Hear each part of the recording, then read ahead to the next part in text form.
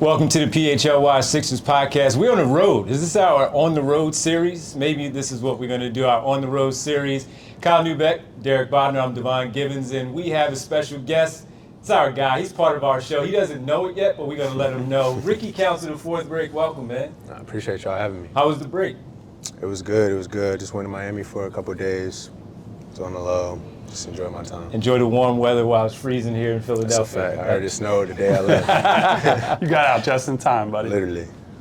You know? All right, well, Kyle. So I'm sure you've been asked this question 100 times, but I have to ask. What was it like growing up in a house with 4 Rickies? Like, that had to be, I don't know if the word is confusing, overwhelming, or like you hear your name and you turn and like, how does that work? So I'm going to break it down for y'all. For all of you. Perfect. I do this every level. I'm at high school, college. So basically, my dad was named Ricky Council.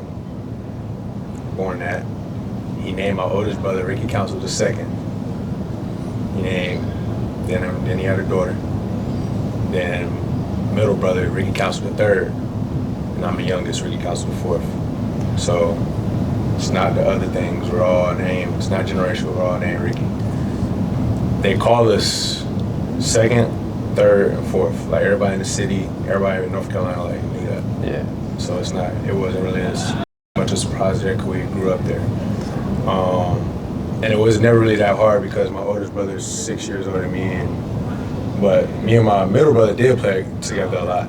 So coaches would not really get confused, but they called us third and fourth too. All the teams we played for together. So it was never really hard, to be honest. I feel like people want to make it harder than it is because it's different, but I feel like it's pretty simple.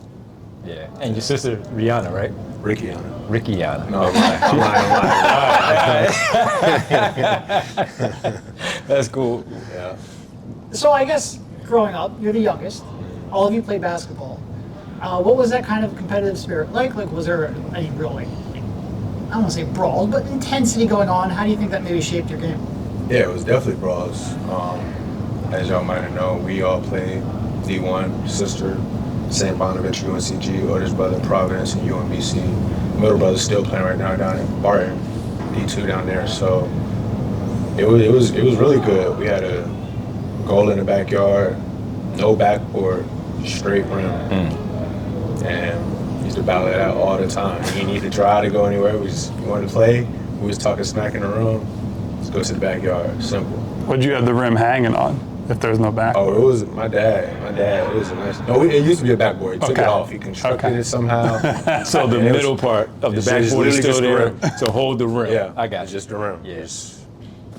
Bank was never I know open. a lot of people told my shot now, but I was really a shooter back then. Yeah. So I'll give that to that. All right. Well, since you talk about that, who since everybody played and you're in the NBA now, they still feel like they can get at you a little bit? Not a chance. Not a chance? It's been over years ago. Not a chance. Yeah. Me and my brother actually played. My oldest brother played this summer maybe.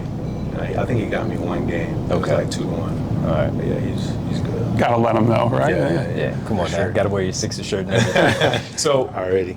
starting off the 19-10 game against Washington. Mm-hmm. You know, a lot of people. Oh, Ricky's in the game. You know, he's going to get minutes. A lot of guys ill, injured, and all of that. So Coach Nurse has to call another number. He calls yours, and you go out there and you have a career high in both 19 and 10. How much did that help you confidence-wise? We saw your post-game interview, and that was great. We saw some of your other ones, great.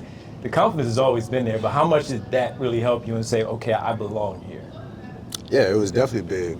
You can have all the confidence in the world, but I mean, if you don't produce it on the court, then you really never know. So if they was the best team in the league, the worst team in the league, it really don't matter. That's an NBA team with a team full of professionals. So I was glad I was able to do that against them, and it definitely helped me move forward to the Cleveland game. It gave me confidence to hit those free throws, to the Miami game, to go out there and show what I really could do overall, even though we came with a loss. But yeah, it's definitely gave me confidence. I'm looking forward to continuing. And you brought up the shot. I think coming out of school, everybody raved about basically everything. You're a competitor, you got the tools, you can finish, you get to the free throw line. And the only thing anybody questioned was probably the shot. You're shooting really well in the G League so far this year. I guess, like, where do you feel that the shot has come along? Like what kind of work has been put in terms of, have you changed anything mechanically? Who are you working with? Trainers, coaches, what have you? Definitely, I would say mechanically was the main thing. And I'll be honest, a couple months ago, because I'm going to say it like this. At the end of the day, everybody has a different shot. People want to critique shots all the time. I hear it. Everybody that shoots, like Paul Reed, like he knows it. We all know it. He has the funniest looking shot ever. But at the end of the day, when he shoots it, it probably feels like it's coming out like Steph Curry. It's just normal then. Sean Marion had a weird shot, and he made a ton of threes. As weird as shots look to other people, it probably feels amazing to them and smooth. Like, even if they doing like this, it probably still feels like butter coming up. So at the end of the day, what worked for me was shooting and then watching it. It was me, Rico Hines, and T. Murray. We was out there, we was shooting, and I'm over here shooting, like feeling good. They over here telling me things. I'm like, then we went and watched it on the big screen. I'm like, all these times y'all telling me good, good, good, and I look at it and it looks horrific. So I'm like, nah, I was actually mad. I was like, we have to fix this. So that's what really helped me. I really don't even feel like it was the reps. It was me looking at it, seeing it, and then try my best to fix it and make it look even more smooth. So after I've done that and then was getting more reps with it, then I feel like that's helped me. How are you feeling with it now? Because it seems like you're having, like Kyle said, you're having a little success down in the G League. Are you confident in it? Is it still something that you're I'm getting a lot of reps? definitely confident in it right now. It feels great, and it's online pretty much every time. So I just keep shooting. So what you were saying about, having that honest dialogue with Rico and that, was your dad like that growing up? Is that the type of coaching style that you prefer, that you're used to? Definitely used to it. Preferred. I've had all types of coaches. I had the coaches that really didn't say nothing to me because I was like one of the best on the team. I had the coaches that would never be quiet, and I had the coaches that's in between. So I've had every type of coach, and I don't think there's going to be many more coaches in my career that will surprise me with their coaching style. So what's been the difference between Delaware and Philadelphia going back and forth? And of course they communicate with each other, same program, about what they want to see from you, Jaquavion Smith and others. But what has that been like for you, having to travel from Delaware to Philadelphia back and forth and trying to get into a pretty good rhythm, and then now, again, to where you are right now, these last 4 games showing stuff? I mean, I was going back and forth for a while earlier, but honestly, I haven't been back to Delaware since. I've been pretty much been with the team since the New Year. Right. Since January. I think my last game was against the Windy City Bulls. And then after that, I've been up. So, but yeah, and they have me a spot, like I said earlier, they have a spot down for me in the city. So I just go back when I need to grab some more stuff. And other than that, I'm just down here. And getting those reps, averaging 24 in the G League. Haven't really played a lot of games, but about 7 games to your point, because you've been up here, but so I mean, I played 7 of the new regular season. New regular season games, but the regular to start.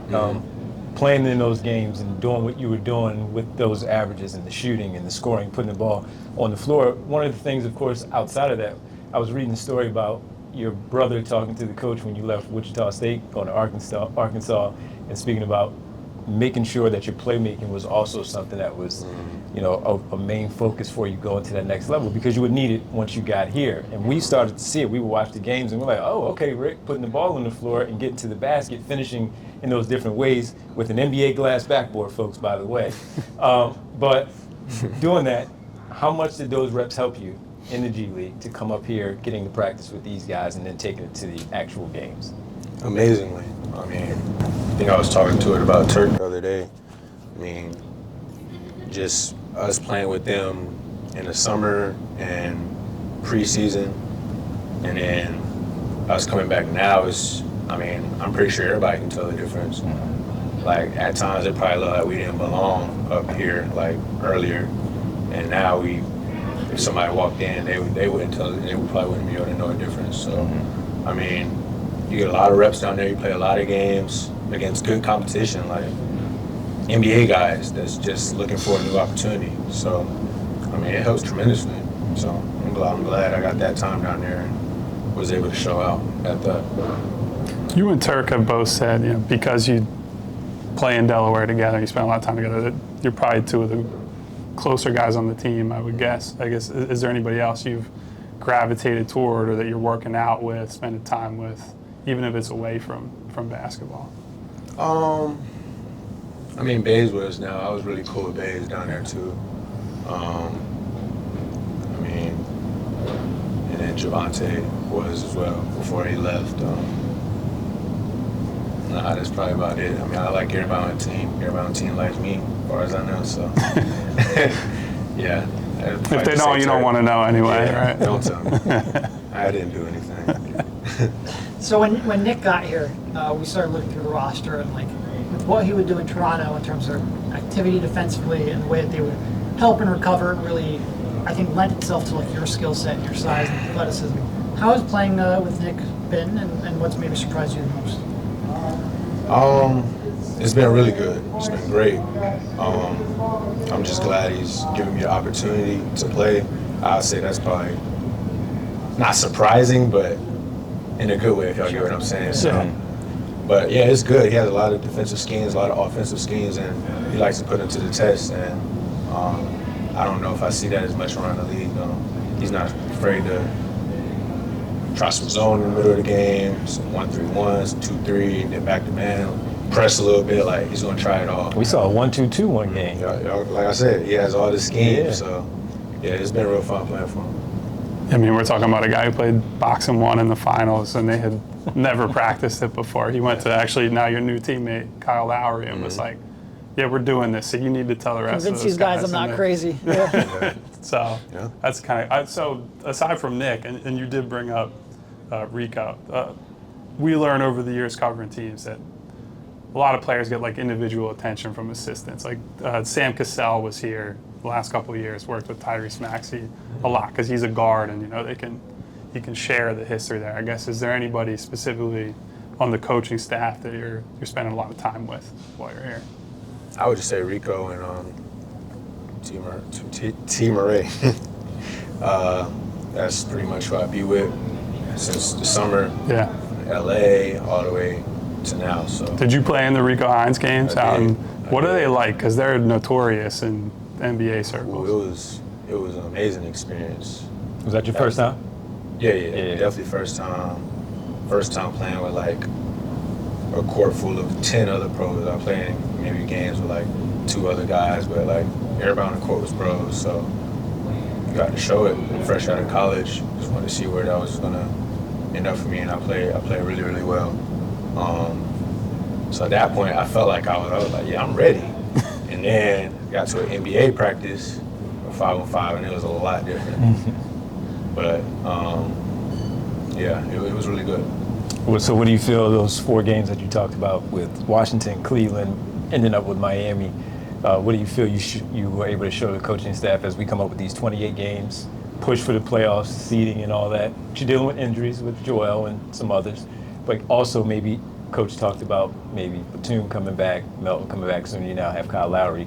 How do you feel you showcase what you can add to this team to at least step on the floor? Maybe not 23 minutes, but some meaningful minutes to help the team win. Well, hopefully I've just shown that I belong. For one, I mean, I feel like that's one thing to look for. It's one thing to play the minutes at the end of the game where it's the back half of the bench every time, but when I'm playing against the best 5, the starters from, I get Washington's probably not going to be in the playoffs, but like a Cleveland is going to be in the playoffs, and Miami that probably will make the playoffs then. And I'm producing out there, not just on offense, but holding my own on defense. I mean, just showing I belong. And if they notice that, then I'm pretty sure they're going to have confidence to put me out there against another good team and play more meaningful minutes. What are you watching when you're sitting on the bench and starters get things going? What are you specifically watching? Is it based on the scouting report earlier that you looked over and some of the things that you just recognize sitting there, maybe some veterans you guys are talking Not gonna about? lie, I watch everything. Yeah, From how people interact with the refs, right. to what the other team's saying, who's talking trash, and what hand signals the coaches are making, the coverages we went over. I watch everything. So once you get out there, you feel like, okay, yeah, I'm in the real mix. comfortable. Yeah. Real comfortable when I get out there. And we saw you getting into it some with George Niang in Cleveland. We know he loves to talk trash because he was here for couple years That there. caught me off guard, honestly, because You didn't know. yeah, I didn't. He is not shy at all. I think I shot the first shot, and he was like, "Man, that's off." I'm like, I didn't say nothing at first, and then ran back and forth, and I think I missed the spin fade on him. I wanted to hit it so bad because I was going to talk crazy. But when we were just going back and forth, it was fun though. I asked the bench, it was like, yeah, that's what he do. So I'm always cool with a little trash talk. He's one of those guys you would enjoy Yeah. playing with, but when he's playing against you, it's like, this motherfucker. Yeah. Like, man. I was like, man, go to the bench, man. I'm playing more minutes than you. I saw you talking to Landry Shamet too, former Wichita guy. Yeah. So Yeah, that was cool. I think I met him a summer or two ago. former Sixer. Yeah, that too. Yeah. So it's good to play against the guys that went to same school, Craig Porter. We played together at Wichita as well, so it's always good to see those guys. Yeah. Well, listen, man. You don't know it. The Sixers, the PR, and some of they know it. This has been the unofficial Ricky Counts of the Fourth show. We've been advocating for you to play. And, Even when you would get in for Wow. 6 minutes, we're like, all right, Rick, show him something, and then it became a big thing. And when you really did your thing against Washington, we were all sitting there, especially the Euro step when you got the Euro. Oh, out. that was nasty. and Kyle brought up when Turk just leaped off the bench because Yep. it was like, you're a guy. Yep. As he talked about, you guys are close. What has that been like for you? Of course, he wants the minutes too, but when you guys are both able to have success in a game, how's that been? Just congratulating each other and feeling good for each other. I mean, that honestly shows how real you are, to be honest. Yeah. Credit to him. I mean, y'all cool when you both on the bench. What if dude just started getting playing time? Exactly. Are you still gonna be standing up and cheering, or are you gonna be over there sitting like this, counting that you're not in as well? So, I mean, I go back and watch film and I see things like that, and I'm like, okay, cool. Yeah. That's cool, that's real, because I know I'm gonna do the same thing regardless. So, yeah, that's real good to see. And also, he gives me advice on what things he sees, like when I'm like close to him and I can hear him, and I do the same thing when he's in it. So, I mean, that relationship is definitely cool, and continue to build it. Is there anything, because, young guy coming into a team that's got expectations, you normally got to fit into a pretty specific role, I guess. Is there anything you haven't been able to show yet that you feel like, I got that in my bag that I can, at some point, maybe later on down the line, I can show people I got this? I mean, to be honest, my game is just so versatile. Like, I've been telling people this for years, that I think it helps a lot, especially on the team I'm in. Like, and it also makes it harder too, especially for a young guy, because I can really play 1, 2, 3, and 4. But for now, probably just 2 through 4. So that means I gotta learn those plays instead of a guy, a less versatile guy that's probably gonna be playing one position. So I gotta know all those. But that also means coach can put me in at different spots at different time in the game. So, I mean, I think one thing I haven't really shown as much is my playmaking. I mean, at least with the Sixers. So I'm looking forward to showing that more when I drive in and I see 2 people kick out to the corner or drop off to Paul or whoever's down there. So looking forward to showing that more. Come on, Rick, you got to hammer it on somebody. Yeah, that Come too. on.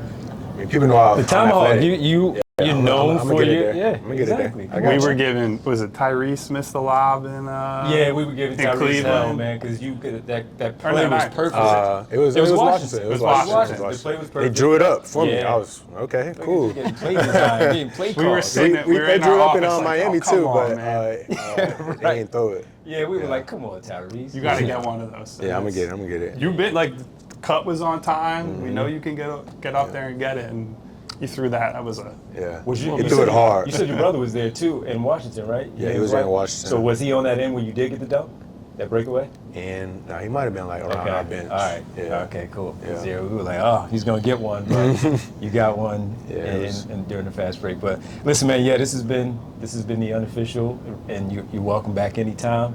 We'll bother them to see if you're available to come back on anytime. This is important for our own personal brand, though. Have you ever gone by Rick, or has it always been Ricky?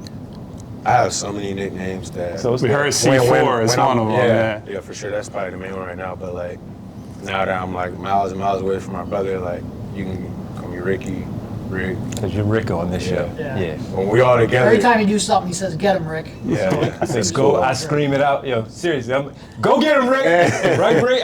Go get him, Rick. And Yeah, so it's been fun. I have a man. little more decorum. I got to be on press row, you know. I got to just. I'm back at the studio, so I can do that. When we're at the game, I can't do it, but No, you can do it. we're amongst family and friends here. Yeah, We can yeah, say yeah. go get him, Rick. Yes, sir. Well, look, man, it's been fun to watch you. Hopefully, we can see you more during these final 28, push for the playoffs, and see if we can get you get back out there on the floor a little bit more, man. Excited. Got to stay in that top 6, maybe move back up in the standings a little We're bit. going up. I know you are. I know you Got a are. tough schedule ahead, but we win these games, we're gonna be up. Yeah, well, Sure. again, we appreciate everybody watching. For Derek, Kyle, I'm Devon, and again, the unofficial show, the Ricky Counts of the 4th show. Go get him, Rick. There we go. We'll talk to you guys later. We all silly like the mayor.